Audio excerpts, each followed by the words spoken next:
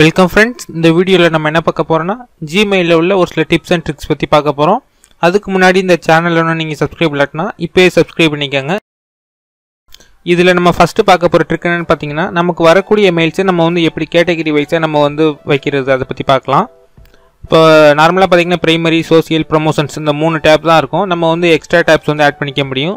Gear ஐக்கனை நீங்கள் press பண்ணிங்கன்னா செட்டிங்ஸ்னு கொடுத்துருப்பாங்க, அதை நீங்கள் ப்ரெஸ் பண்ணுங்கள்.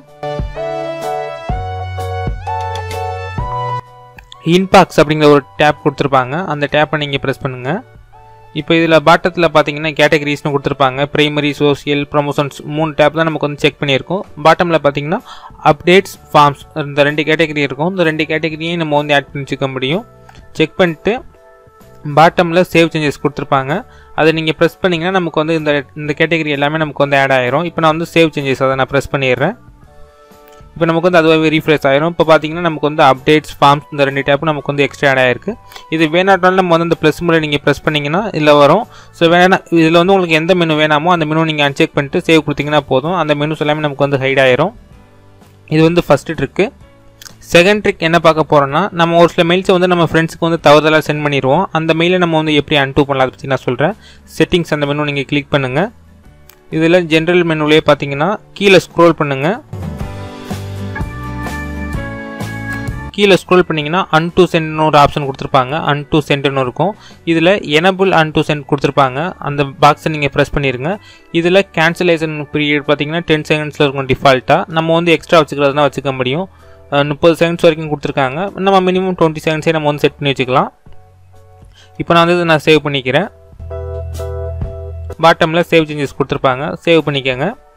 இப்போ நான் வந்து நான் ஒர்க் பண்ணி காமிக்கிறேன். இப்போ வந்து நான் டைப் பண்ணுறேன், hello this is Tamil tutorials வேல்டுன்னு டைப் பண்ணிட்டேன். நான் சென்ட் பண்ணுறேன். இப்போ வந்து இந்த மெயில் வந்து எனக்கு போகக்கூடாதுன்னு நினச்சேன்னா அன்டூ அப்படிங்கிற ஒரு பட்டன் வந்துடும். பார்த்தீங்கன்னா தெரியும், அன்டூன்னு இருக்கும். அந்த லிங்கை கிளிக் பண்ணிங்கன்னா நமக்கு இந்த மெயில் வந்து சென்ட் ஆகாது, அன்டூ ஆயிரும். நமக்கு திரும்பவும் எடிட் பண்ணுற மோடு வந்துடும். அப்படி இல்லாத பட்சத்தில் நீங்கள் வந்து டெலிட் பண்ணுறதுனா அந்த ரீசைக்கிள் பின் ஐக்கனை நீங்கள் ப்ரெஸ் பண்ணிங்கன்னா நமக்கு வந்து மெயில் வந்து டெலிட் ஆயிரும்.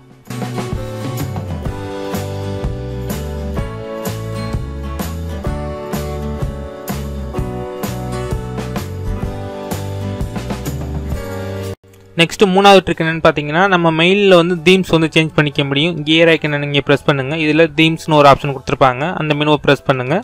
இதில் பிக் யுவர் தீம்னு வரும். இதில் நிறையா தீம்ஸ் கொடுத்துருக்காங்க. உங்களுக்கு எந்த தீம் வேணுமோ அந்த தீமை நீங்கள் வந்து செலக்ட் பண்ணிக்கோங்க.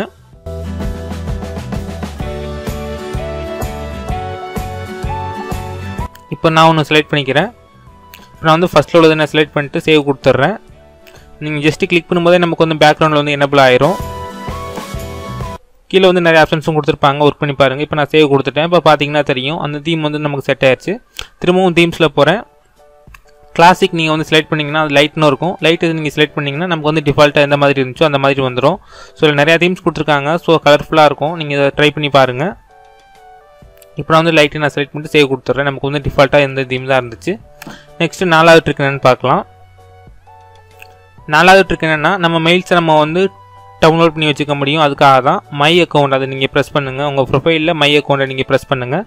இதில் வந்து நமக்கு இன்னொரு மெனு ஓப்பன் ஆகும். இதில் பர்சனல் இன்ஃபோ அண்ட் ப்ரைவேசி அந்த மெனுவில் பாட்டமில் கண்ட்ரோல் யுவர் கண்டென்ட் அப்படிங்கிற ஒரு மெனு கொடுத்துருப்பாங்க. அந்த லிங்கை நீங்கள் கிளிக் பண்ணுங்கள்.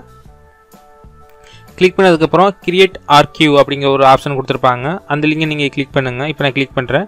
கிரியேட் ஆர்கியூ அந்த மெனு நீங்கள் ப்ரெஸ் பண்ணுங்கள். அதாவது நம்ம டேட்டா எல்லாத்தையுமே நம்ம வந்து டவுன்லோட் பண்ணி வச்சுக்க முடியும். அதுக்காக இந்த ஆப்ஷன் கொடுத்துருக்காங்க. இப்போ நீங்கள் இந்த ப்ரெஸ் பண்ணுங்கள்.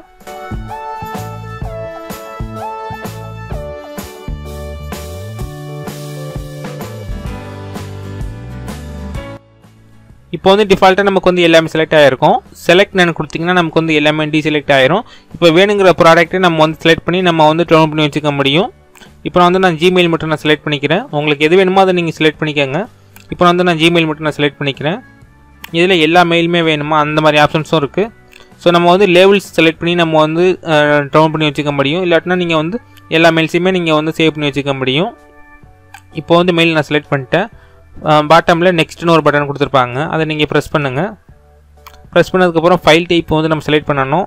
டிஃபால்ட்டாக ஜிப்லேயே இருக்கும், ஸோ நீங்கள் அதே டிஃபால்ட்டாக வச்சுக்கோங்க. மேக்ஸிமம் சைஸ் பார்த்தீங்கன்னா 2GB தான் கொடுத்துருக்காங்க. சென்ட் டவுன்லோட் லிங்க் வியா இமெயில்னு கொடுத்துருப்பாங்க. நம்ம மெயிலுக்கு வந்து ஒரு புதுசாக ஒரு மெயில் வரும். அந்த மெயிலில் அந்த டவுன்லோட் பண்ணுறதுக்கான ஆப்ஷன்ஸ் எல்லாமே கொடுத்துருப்பாங்க. அதை நீங்கள் கிளிக் பண்ணி நீங்கள் வந்து டவுன் பண்ணி வச்சுக்க முடியும். ஸோ இந்த மாதிரி நமக்கு வேணுங்கிற ப்ராடக்ட்டோட டேட்டா எல்லாத்தையுமே நம்ம வந்து டவுன் பண்ணி வச்சுக்க முடியும்.